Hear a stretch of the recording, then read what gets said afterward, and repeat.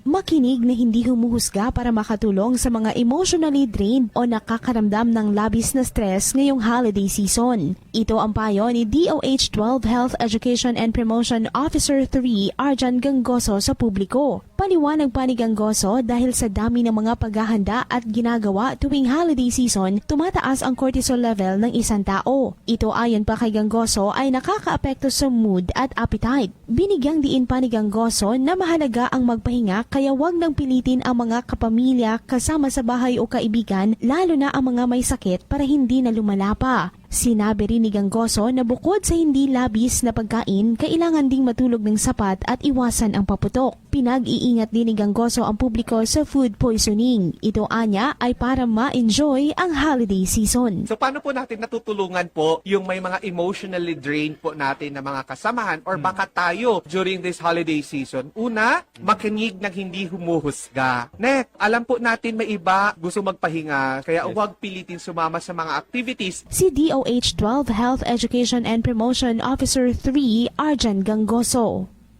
Grace Torreta, NDBC, Bida Balita.